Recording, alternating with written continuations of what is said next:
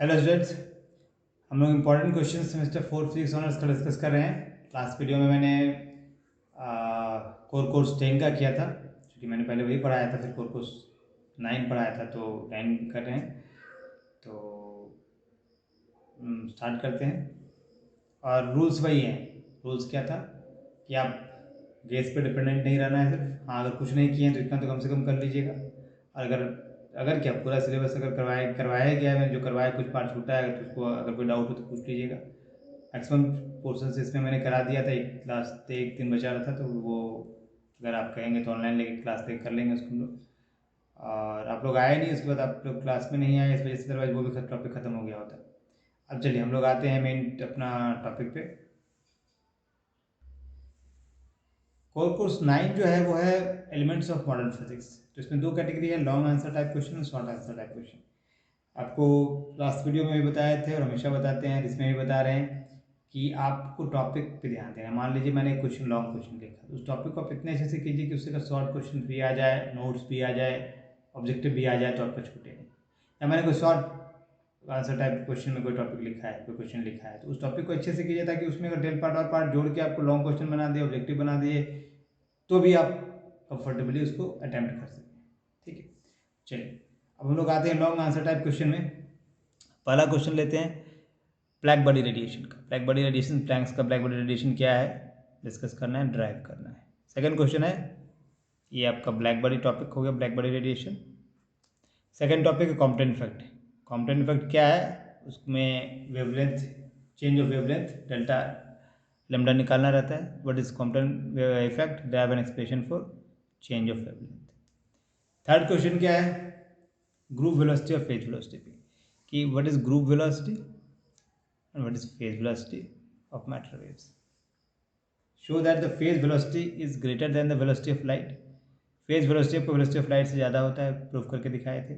और इसी वजह से ये फेज वेलोसिटी उस पार्टिकल को जो मैटर वेव के द्वारा रिप्रेजेंट होता है को रिप्रेजेंट नहीं कर सकता है। तो कौन रिप्रेजेंट करेगा, group velocity. Therefore velocity of particle is represented by group velocity, not bye phase velocity in case of matter waves.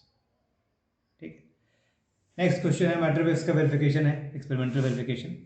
Davison-Germer experiment.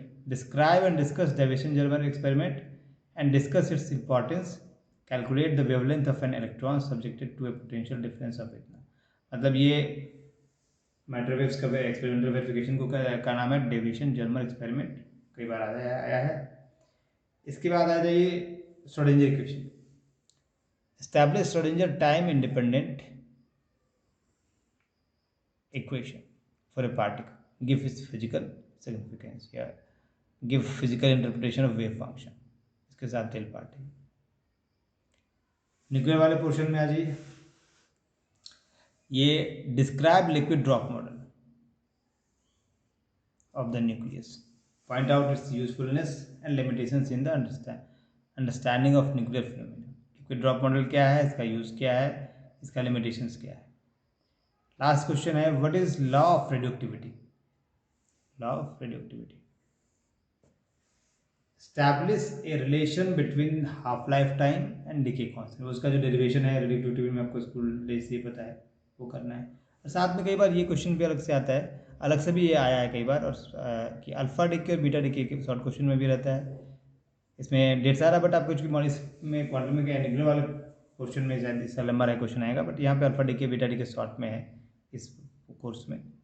तो लेकिन फिर भी देख लीजिएगा, elementary idea of alpha decay and beta decay. तो ये हमारा लॉन्ग टाइप क्वेश्चन हो गया। अपन शॉर्ट टाइप क्वेश्चन इसमें आते हैं। तो शॉर्ट टाइप क्वेश्चन में हमारे पास जो आएगा, फोटो इलेक्ट्रिक इफेक्ट क्या होता है,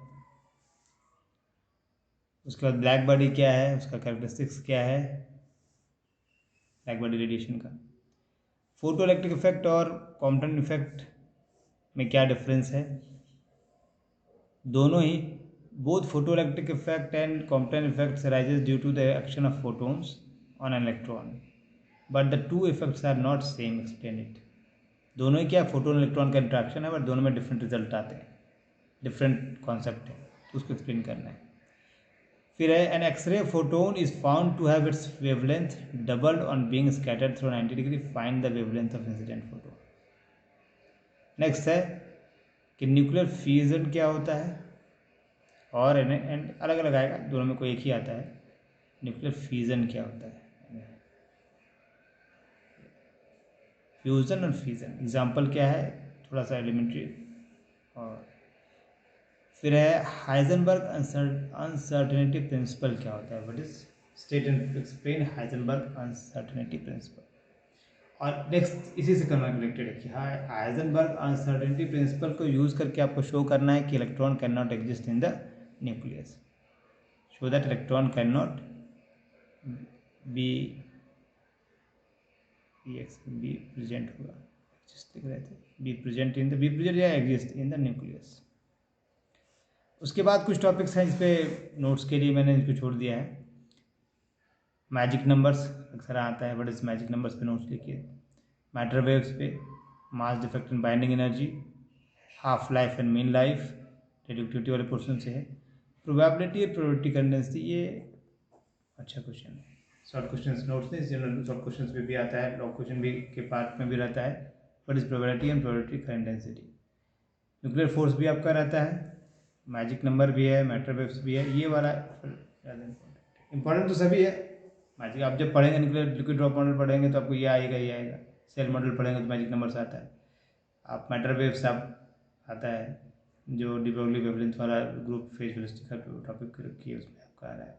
ये रेडियोएक्टिविटी वाले पावर पोर्शन में ये आएगा। तो आप जैसे वो क्वेश्चन जैसे टॉपिक आप कवर करेंगे तो आपको ऑटोमेटिक ये आएगा, ये आएगा। तो ऑलमोस्ट सब कराया हुआ टॉपिक है, और इतना अगर आप कर लेते हैं अच्छे से टॉपिक तो आगे आपको दिक्कत नहीं होगी क्वेश्चन सॉल्व करने में। चलिए, ओके।